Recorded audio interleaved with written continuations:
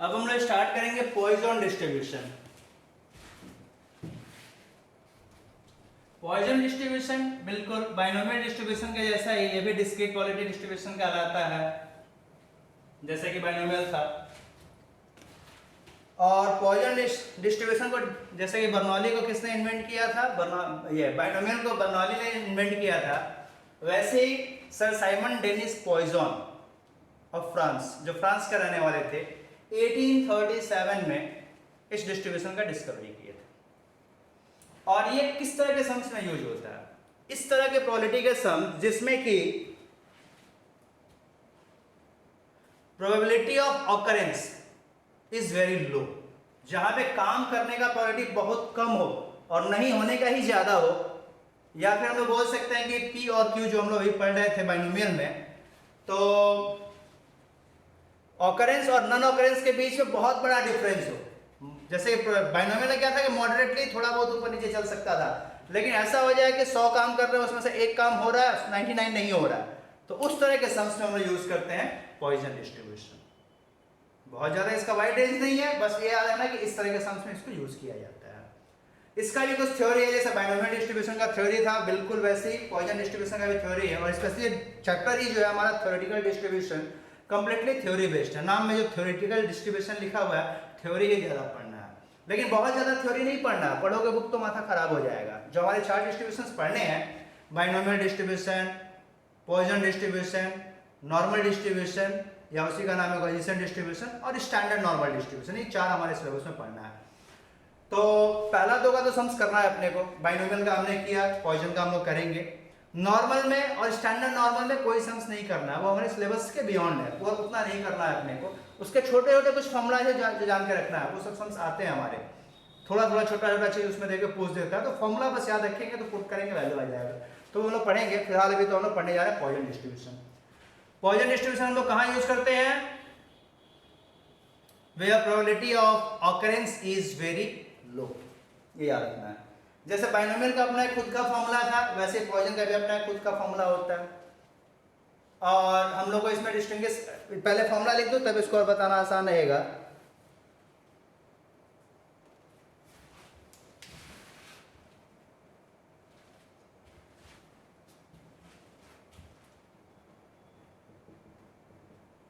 Poisson distribution नाम देख के डर लग रहा है, लेकिन ऐसा कुछ नहीं, लिखते हैं पॉइजन, पढ़ते हैं पॉइजन। तो पॉइजन डिस्ट्रीब्यूशन जो फ्रांस का रहने वाला आदमी था, उसने एक फॉर्मूला बताया था अपने को, भाई पी भी लिख सकते थे, एफ एक्स भी लिख सकते थे, e to the power minus m into m to the power x by x factorial. अब देख के डरना नहीं है, e to the power minus m into m power x by x factorial. इसमें e जो होता है, e को ट्रांसडेंटल एलिमेंट बोलते हैं।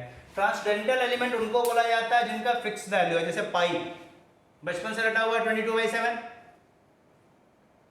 तो इस तरह के वैल्यूज को हम लोग बोलते हैं ट्रांसडेंटल एलिमेंट। वैसे ये e जो है इसका फिक्स वैल्यू होता है 2.718, इसको बोलते हैं ट्रांसडेंटल एलिमेंट। तो e के लिए कुछ सोचना नहीं है। अब इसमें m और x है, तो x तो वही चीज है जो वहां पे था बाइनोमियल में, जो पूछेगा वो x है, और m यहाँ पे मीन कहलाता है। जैसे वहां पे मीन के लिए तो फॉर्मूला था बाइनोमियल में n into p, np, लेकिन यहाँ पे मीन m होता है, बस m ही मीन को m से रिप्रेजेंट करते हैं, जैसे वहां पे म्यू से रिप्रेजेंट कर रहे थे, और उसका वैल्यू था n into p, लेकिन यहाँ पे क्या हो जा रहा है हमारा m, ये मीन कहलाता है। अब वहां पे बाई पैरामेट्रिक डिस्ट्रीब्यूशन था बाइनोमियल, लेकिन यहाँ पे पॉइजन डिस्ट्रीब्यूशन यूनी पैरामेट्रिक है। यूनी मतलब 1 होता है, बाई मतलब 2 होता है। तो बाई पैरामेट्रिक क्योंकि उसमें 2 पैरामीटर्स थे n और p, इसलिए बाइनोमियल बाई पैरामेट्रिक डिस्ट्रीब्यूशन था। लेकिन पॉइजन डिस्ट्रीब्यूशन हमारा यूनी पैरामेट्रिक है, क्योंकि इसमें एक ही मेन पैरामीटर, एक ही चीज मेन है, क्या? m। क्योंकि यदि अपने m पता रहे तो x तो उसको पूछना ही है, वो पूछेगा, पुट कर देंगे तो आंसर निकल जाएगा, क्योंकि e का तो फिक्स वैल्यू होता है। और m सिर्फ हमें पता रहे तो हम लोग आंसर निकाल सकते हैं, क्योंकि x तो उसको पूछना है, पूछेगा ही। तो इसलिए इसका नाम रखा गया है यूनी पैरामेट्रिक डिस्ट्रीब्यूशन। अब इसका भी कुछ फॉर्मूला होता होगा, जैसे उसमें था, इसका भी कुछ थ्योरीज है। जैसे वहां पे हम लोग पढ़े थे ना कि it is a discrete quality distribution, frequently use होता है, थोड़ा बुक से भी देख लोगे थ्योरी उसमें, या मेरे मैट में बहुत अच्छे ढंग से पॉइंट वाइज करके दे रखा है सबका, बाइनोमियल का, पॉइजन का, नॉर्मल का, उसको देख लोगे तो बेहतर रहेगा। बुक पढ़ोगे बहुत ज्यादा दिखेगा। अब अपने इसमें फॉर्मूलाज क्या जान के रखेंगे? हाँ, एक तो फॉर्मूला ये हो गया हमारा जो फॉर्मूला है में, और दूसरा म्यू से रिप्रेजेंट किया जाता तो एम ही है। तीसरा आएगा variance, variance equal to m, variance equal to कितना आ जाएगा? एम। तो फिर वेरिएंस जब एम आ गया तो स्टैंडर्ड डेविएशन कितना आएगा? Root over M.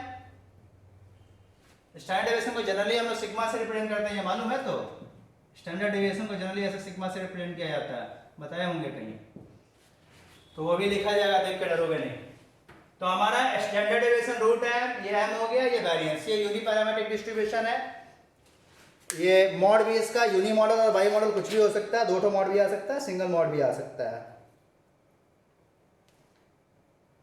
कहाँ यूज होता है मैं बता ही दिया तुम लोगों को, और ज़्यादा इसमें कुछ बताने का है ही नहीं। बाइनोमियल में ज़्यादा पढ़ना था, पॉइजन उससे कम पढ़ना है, और नॉर्मल में तो पढ़ना ही नहीं है। होता बहुत है, सिलेबस में हमारे नहीं है, नहीं तो बहुत गंदा चीज़ होता है वो, मास्टर डिग्री में उसको पढ़ाया जाता है, बहुत गंदा होता है। तो डायरेक्टली इसका हम सम से स्टार्ट करेंगे। लिखो, पहला सम लिखो, find the mean and standard deviation of a Poisson variate. Find the mean and standard deviation of a Poisson variate.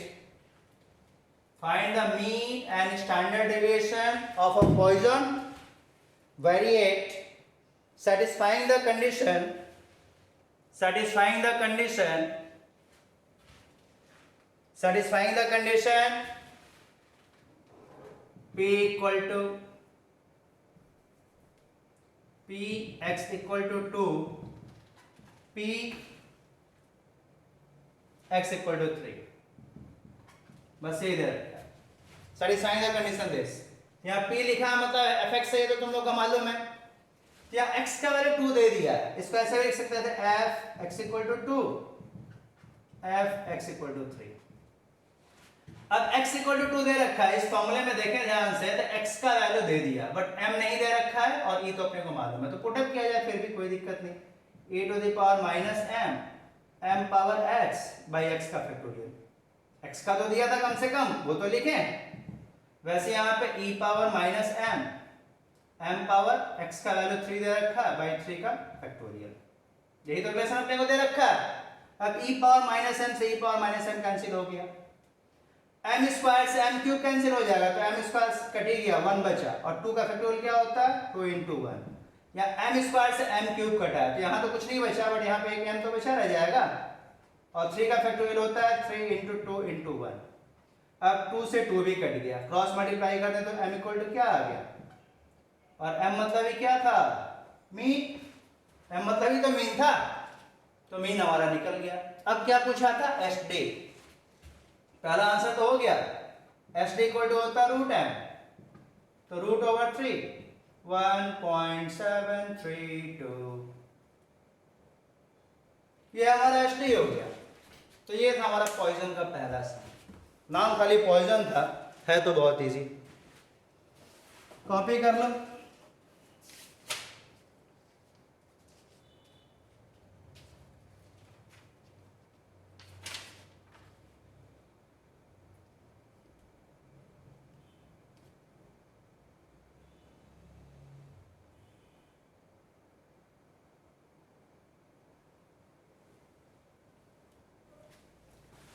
ये कॉपी हो जाए तो बताना, नेक्स्ट सम भी देता हूँ अच्छा सा।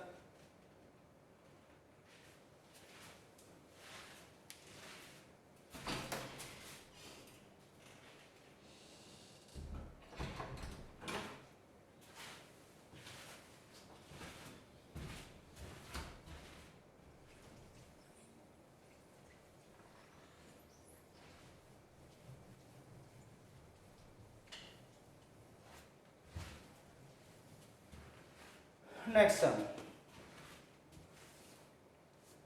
X is a Poisson variate satisfying the following relation. X is a Poisson variate satisfying the following relation. X is a Poisson variate satisfying the following relation. x is a Poisson variate satisfying the following relation. फिर वही बात, p f x equal to 2, 9 f x equal to 4 plus 90 f x equal to 6.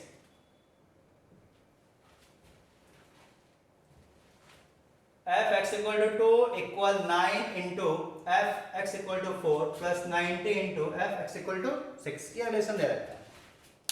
What is the standard deviation of x? ऐसे पूछा क्या, what is the standard deviation of x? What is the standard deviation of x? ये पूछ के रखा आपने को.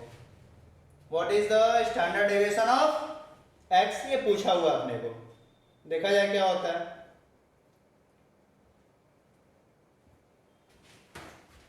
तो फिर तो यहाँ वही बात, x का वैल्यूज दे रखा और कुछ नहीं दिया, कोई बात नहीं. फॉर्मूला तो है हमारे पास, e to the power minus m into m power x by x का फैक्टोरियल. यहाँ जो दिया हुआ x का वैल्यू है 9 e to the power minus m power x by x का फैक्टोरियल. यहाँ हो गया 90 e to the power minus m power x by x का फैक्टोरियल. अब यहाँ हो गया e power minus m into m square by 2 factorial. तो 2 फैक्टोरियल तो 2 इंटू 1 होता है. यहाँ से e पावर माइनस m यहाँ भी और e पावर माइनस m यहाँ भी है, तो इसको कॉमन कर लिया जाए क्या? इससे इधर कट कर पाएंगे, इससे कर रहे हैं. e to the power minus m यहाँ भी, e पावर माइनस m यहाँ भी, कॉमन कर लिया. और एक चीज, यहाँ m पावर 2 है वो भी तो कट जाएगा यदि मैं यहाँ से m पावर 2 कॉमन कर लूँ. यहाँ m पावर 4 ही कॉमन कर लेते हैं, जो मैक्सिमम पॉसिबल कॉमन कर लेते हैं. तो ये e power minus m, m power 4 आ गया. तो यहाँ क्या बचा 9 और 4 का फैक्टोरियल 4 इंटू 3 इंटू 2 इंटू 1. यहाँ पे बचा 90, लेकिन m स्क्वायर भी बचा होगा क्योंकि यहाँ पे m स्क्वायर, m पावर 4 मैंने कॉमन किया था और यहाँ 6 था, 2 बचा रह गया. और 6 का 6 into 5 into 4 into 3 into 2 into 1 normal factorial.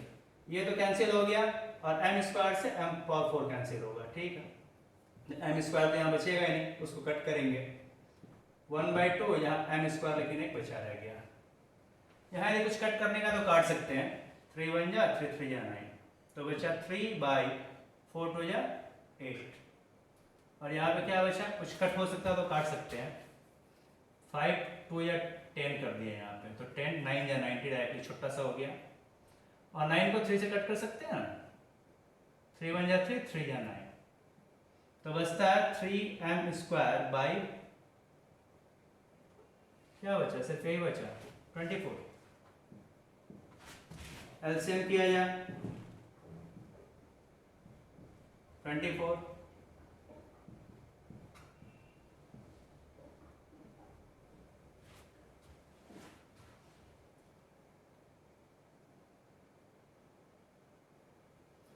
To 1 जा 2 12 जा 12 आ गया, ये भी क्लियर हो गया. अब जो बचा सो लिखना है 12 से क्रॉस मल्टीप्लाई होगा 12, 9m स्क्वायर प्लस ये 3m पावर 4.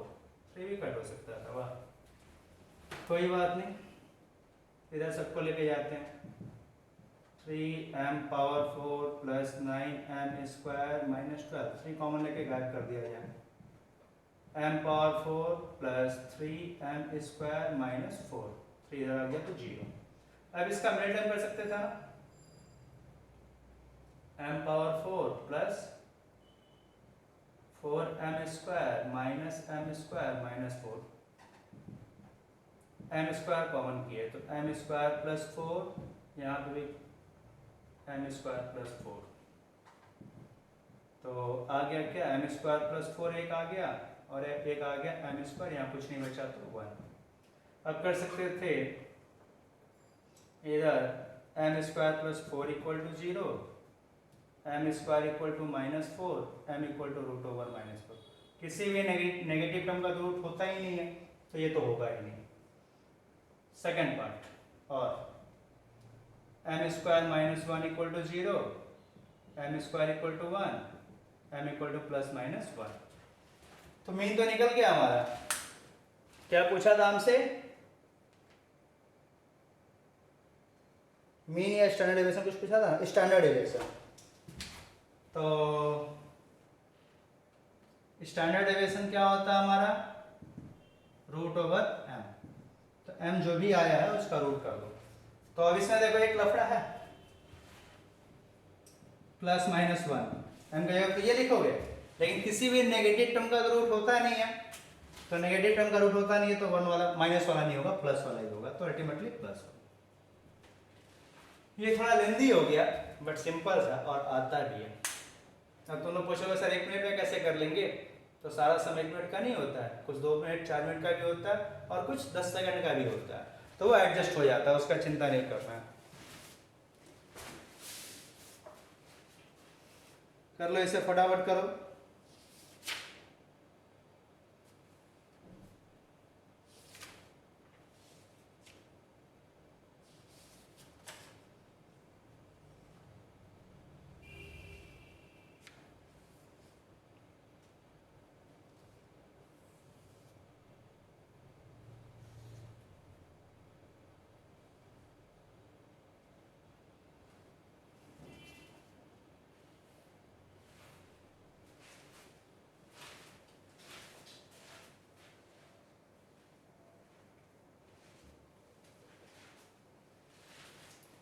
नेक्स्ट हम बोलो।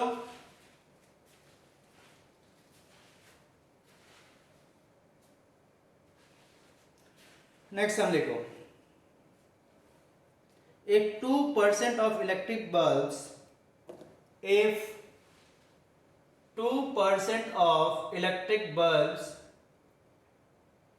manufactured by a company, if 2% of electric bulbs manufactured by a company are known to be defectives, are known to be defectives, are known to be defectives, what is the probability that, what is the probability that a sample of 150 electric bulbs, what is the probability that a sample of 150 electric bulbs taken from the production process, taken from the production process of that company, taken from the production process of that company would contain number 1, exactly one defective bulb, exactly one defective bulb, exactly one defective bulb.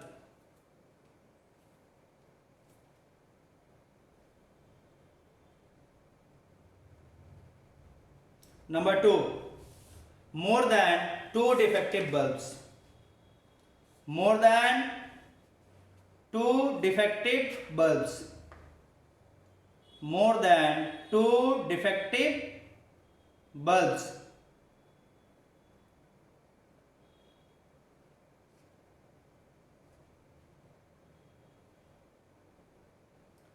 More than 2 defective bulbs.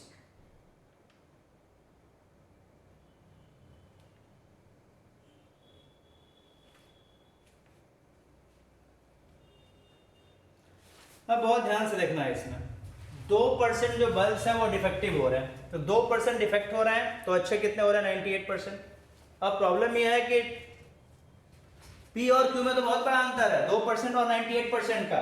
तो अभी मैं थोड़ा देर पहले क्या बता रहा था कि यदि हमारा किसी भी काम के करने का प्रोबेबिलिटी बहुत कम हो तब हम लोग यूज करते हैं पॉइजन डिस्ट्रीब्यूशन। लेकिन ये सम जो देने का तरीका है इसका, इससे तो हम लोग का P और Q दिख रहा है, तो इसमें तो हमारा पॉइजन डिस्ट्रीब्यूशन कहाँ से यूज होगा? ये सम्स देखते तो बाइनोमियल का लग रहा है और बिल्कुल बाइनोमियल के जैसा है। P के प्लेस पे 2/100 हो जाएगा, Q के प्लेस पे 98/100 हो जाएगा, N हो जाएगा 150, 150 टोटल सैंपल्स है तो और उसमें निकालना है एग्जैक्टली वन डिफेक्टिव बल्ब, तो बहुत मुश्किल होगा। बाइनोमियल से निकालना है इसको, बहुत मुश्किल होगा।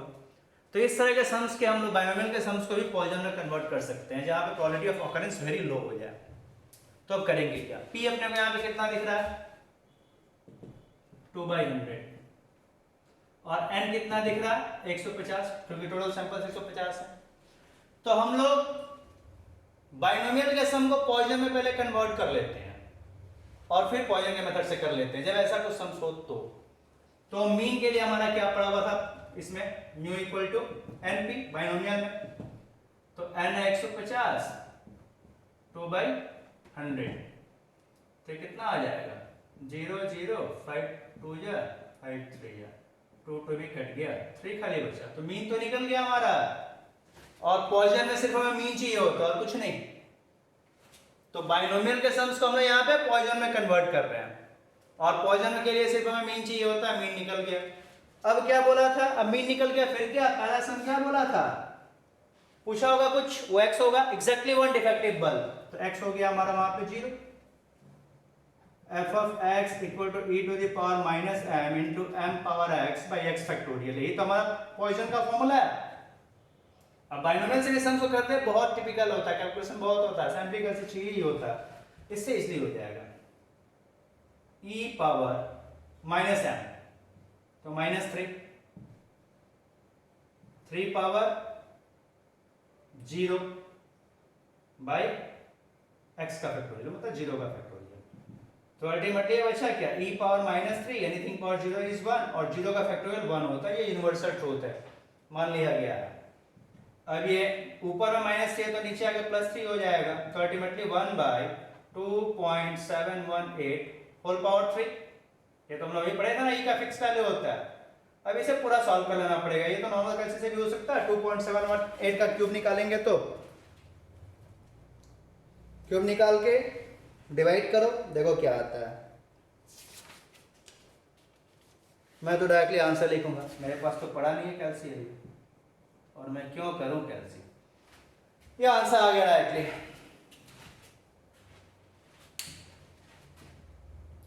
कुछ गड़बड़ किया क्या? हाँ, x का वैल्यू 0 दे रखा, नहीं दिया 1 दिया ना, एग्जैक्टली 1 डिफेक्टिव बल्ब, कोई बात नहीं। x का 1 दे रखा है तो 1, यहाँ 1, यहाँ भी 1, तो ये तो 3 रह गया, ये 1 ही होना है, यहाँ 3 रह गया, दिस इज ऑल्सो 3, आंसर तो वही आना क्योंकि मैंने कॉपी करके लिखा है। 1 था, यहाँ बोला था ना 1 डिफेक्टिव बल्ब, इसलिए x का 1 हो गया। सेकंड पार्ट क्या पूछा था? More than 2 defective bulbs. अब यहां थोड़ा प्रॉब्लम है, मोर देन 2 डिफेक्टिव बल्ब्स, तो बल्ब्स तो टोटल 150 है, अब मोर देन 2 बोला है तो 3 भी हो सकता है, 4 भी हो सकता है, 5 भी हो सकता है, 6 भी हो सकता है, 7 भी हो सकता है, 8 भी हो सकता है, 100 भी हो सकता है, 150, कितना सारा कंडीशन निकालेंगे। x इक्वल टू कभी 3 लेंगे, कभी 4 लेंगे, कभी 5, कभी 6, सारा निकालना पड़ जाएगा। x इक्वल टू हमें क्या मोर देन 2 बोल दिया, तो 3 4 5 x का वैल्यू सारे ही होंगे यहाँ पे। देखो सेकंड केस के हिसाब से देखें तो x इक्वल टू 3 4 5 6 टिल 150 तक जाना पड़ेगा, तो बड़ा मुश्किल काम है, सब कुछ ही पूछ दिया है। तो हम लोग इसमें देखते हैं कि क्या नहीं पूछा है, तो 3 चीज नहीं पूछा है, 2 या 2 से कम, 2 नहीं पूछा है, 1 नहीं पूछा है, 0 नहीं पूछा है, तो वो तो 3 ही केस बन रहा है। ऐसे तो बहुत सारा केस बन जा रहा है, 147 केस कहां से निकालेंगे। तो टोटल प्रोबेबिलिटी मिला के हमारा 1 होता है, ये भी सबको मालूम है कि सारा कंडीशंस मिला के काम के होने का और नहीं होने का सारा मिला के हमारा 1 होता है। तो इस तरह के सेंस में हम लोग क्या करते हैं, टोटल प्रोबेबिलिटी तो 1 होता है, तो टोटल प्रोबेबिलिटी 1 और उसमें जो नहीं होने का है वो माइनस कर देते हैं, मतलब जो नहीं पूछा है पहले उसी को निकाल देते हैं। हम लोग ऐसा कर देंगे, हम लोग ये नहीं लेके डायरेक्टली ऐसे कर देंगे कि इसको जो चाहिए, क्या चाहिए, गेट ये मोर देन 2 डिफेक्टिबल्स, मतलब 2 से बेसी चाहिए, मतलब इसका x का वैल्यू क्या चाहिए, x इज ग्रेटर देन और इक्वल टू 3, यही तो चाहिए इसको, या तो 3 या 3 से बेसी, x का वैल्यू 3 होगा या 3 से बेसी होगा, तो इसको ऐसे लिखा जाता है, इसको बोल सकते टोटल प्रोबेबिलिटी 1 होता है, उसमें है जो नहीं चाहिए, क्या नहीं चाहिए, x is less than equal to 2, total probability हमारा 1 होता है, उस 1 में से दो या दो से कम वाले को माइनस कर देंगे, या तो दो या तो एक या जीरो। तो इसको आप ऐसे लिख सकते हैं, 1 माइनस 2 वाला माइनस हो जाएगा, 1 वाला भी माइनस हो जाएगा और 0 वाला भी। बस हमारा जो चाहिए था वो निकल जाएगा। तो अब 1 तो ऐसे रहेगा, एफ ऑफ 2, तो e पावर m कितना था यहाँ पे, e to the power minus m into m power 2 by x, m power x by 2, ठीक है। e power minus m into m power 1 by 1 का फैक्टोरियल, और यहाँ पे e power m power 0 by 0 factorial. तो 1 माइनस सब में e power minus 3 है, 3 का स्क्वायर 9, 2 का फैक्टोरियल 2 ही आएगा, e पावर माइनस 3 बाई 1 आएगा, और यहाँ पे e पावर माइनस 3, यहाँ तो 1 और 1 आना है। अब अपने चाहे तो e पावर माइनस 3 सब में है, इसको कॉमन कर सकते हैं। तो ये क्या आ जाएगा 9 बाई 2, और माइनस कॉमन आ रहा है तो सब प्लस भी हो जाएंगे, 3 बाई 1 और ये 1। अब ये माइनस है तो नीचे आके प्लस भी हो सकता था, और तब तक इसको अलग सॉल्व करते रहे हम लोग। 9 प्लस 6 प्लस 2 बाई 2,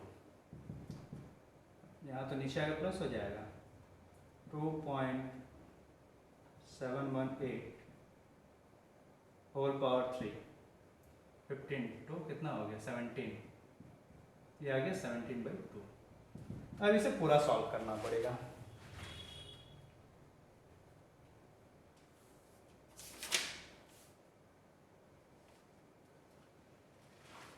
अब जो सॉल्व करके आएगा वो तो करके देखना होगा तुम लोगों को। 1 माइनस इसका क्यूब और उससे डिवाइड, और ये हो गया 8.5 इंटू उससे कर दोगे, कर कुड़ा के आ रहा है 0. कहाँ हो भैया, हाँ 4232, 0.4232, इसको माइनस करेंगे तो 0.58 अप्रॉक्स, हाँ अप्रॉक्स बोल सकते हैं। 5768 लिख दो वही, नहीं तो सब चिल्लाएगा। 5768, तो ये भी थोड़ा डिफरेंट वैरायटी का था।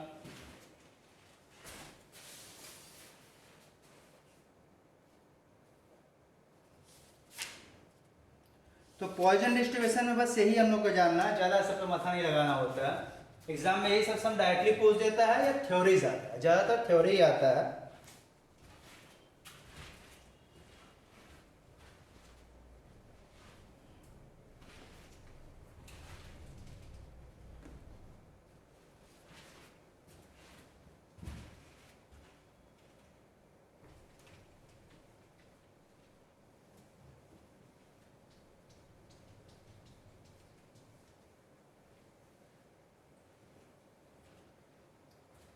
ये तो था हमारा पॉइजन डिस्ट्रीब्यूशन, इसमें और ज़्यादा माथा नहीं लगाना है। ये सब भी मैंने ज़्यादा ही बता दे रहे, ये सब आता नहीं है ज़्यादातर एग्जाम में, फिर भी थोड़ा सीख के रखना है। तो बाइनोमियल पॉइजन कर लिए। अब नॉर्मल का और जो गॉसियन का रहेगा, नॉर्मल डिस्ट्रीब्यूशन और गॉसियन डिस्ट्रीब्यूशन, इसमें ज़्यादा कुछ नहीं, सिर्फ थोड़ा सा पार्ट बताऊंगा मैं।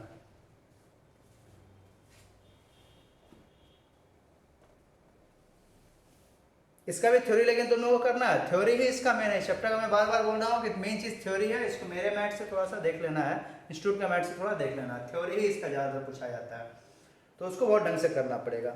जो सम्स है इसमें नॉर्मल में कुछ भी नहीं, एक सम्स नहीं कराऊंगा मैं, लेकिन कुछ फॉर्मूलाज है जो जानना पड़ेगा। जैसे कि हम लोग इसमें क्या पढ़े, मीन, स्टैंडर्ड डेविएशन और वैरियंस, 3 चीज़ हमने यहाँ पे पढ़ा ना, बाइनोमियल में भी और पॉइजन में भी।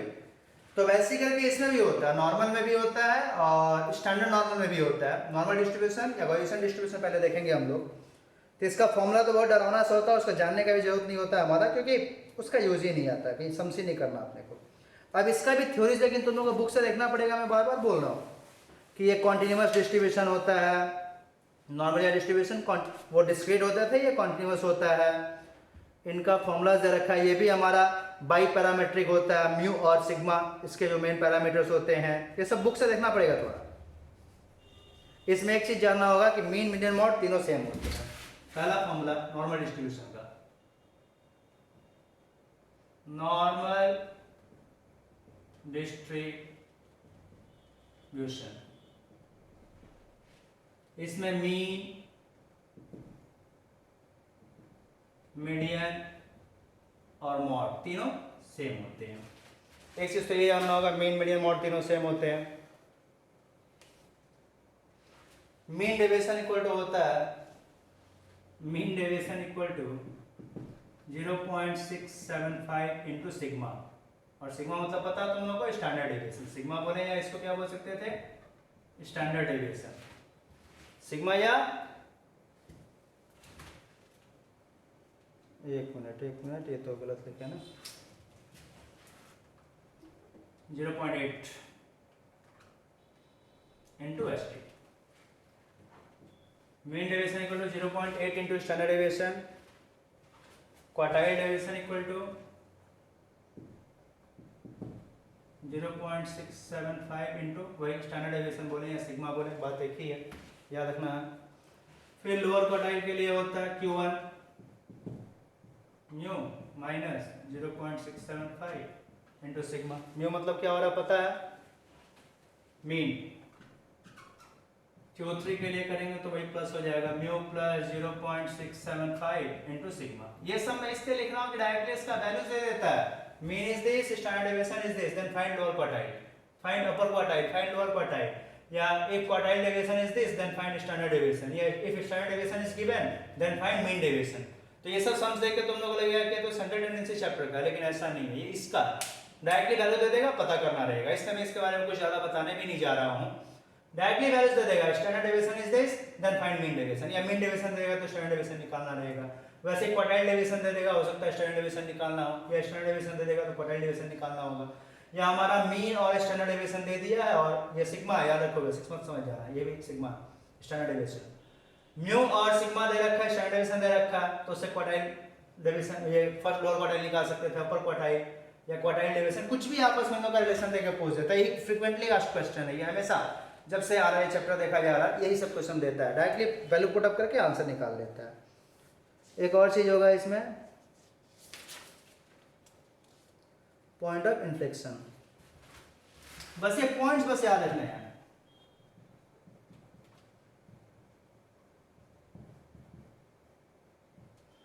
Point of inflection mu minus plus sigma, mu minus plus sigma, point of inflection. अब ये क्या होता है, डायग्राम को थ्रू पूरा बताना होता है, बट वो आता नहीं है, इसलिए मैं कुछ बता नहीं रहा हूँ। बहुत कुछ होता है, उसका एरिया टोटल 1 होता है, ऐसा कुछ कर्व बनता है। अब ये हमारा इधर पे कभी टच नहीं करता, इधर कुछ नहीं टच करता, लेकिन उसका पैरेलल चलता जाएगा, ये भी इसके पैरेलल चलता जाएगा, ये म्यू होता है। अब ये सिग्मा 2 सिग्मा 3 सिग्मा ऐसे बढ़ते जाता है स्टैंडर्ड डेविएशन, इधर भी माइनस सिग्मा वैसे बढ़ते जाता है, लेफ्ट साइड राइट साइड। इधर का एरिया 0.5 होता है, इधर 0.5 होता है, टोटल प्रोबेबिलिटी मिला के 1 होता है। ये म्यू पे मतलब मीन पे सिमेट्रिकल होता है, लाइन ऑफ सिमेट्री जो बचपन में पढ़े हो कि जैसा डायग्राम इधर है वैसे उधर दिखेगा, उसको सिमेट्रिकल बोलते हैं। तो म्यू पे ही मीन पे सिमेट्रिकल होता है। ये सब चीज़ थ्योरी में है, थ्योरी में पढ़ोगे देख लोगे तो बेहतर रहेगा, ऐसे मैं बताऊंगा तो कुछ याद नहीं रहना है उसका कुछ। तो ये हमारा होता है किसके लिए, नॉर्मल डिस्ट्रीब्यूशन के लिए। ऐसे ही बिल्कुल स्टैंडर्ड नॉर्मल के लिए जान लेना है, थोड़ा सा इससे डिफर होता है वो।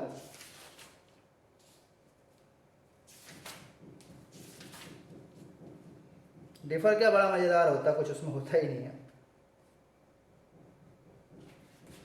ये तो हमारा हो गया नॉर्मल का।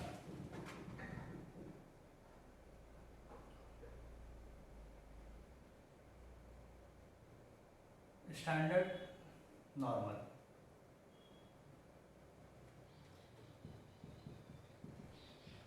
ये सारे पॉइंट्स में इंस्टीट्यूट के मैट में भी दे रखा है, मेरे मैट में बहुत ढंग से लिख के दिया होगा, उससे देख सकते हो। सबसे पहला इसमें तो ये होता है कि इसका standard deviation, standard deviation sigma fix है कि 1 ही होता है। तो जब स्टैंडर्ड डेविएशन 1 हो गया तो सब कुछ तो बदल जाएगा, फिर मीन डेविएशन कितना आ जाएगा, फिर मीन डेविएशन फिर इसका फिक्स हो जाएगा कि 0.8, क्योंकि स्टैंडर्ड डेविएशन 1 होता है, 0.8 इंटू 1 0.8 ही आना है। वैसे ही क्वार्टाइल डेविएशन में कितना हो जाएगा, फिर फिक्स हो जाएगा कितना आ गया 0.675, क्योंकि सिग्मा तो वही होता है। और एक चीज, मीन, मीडियन और मॉड तीनों यहां पे 0 होता है। जैसे वहां पे इक्वल होता था, यहां पे मीन मीडियन मॉड क्या हो जाता है 0।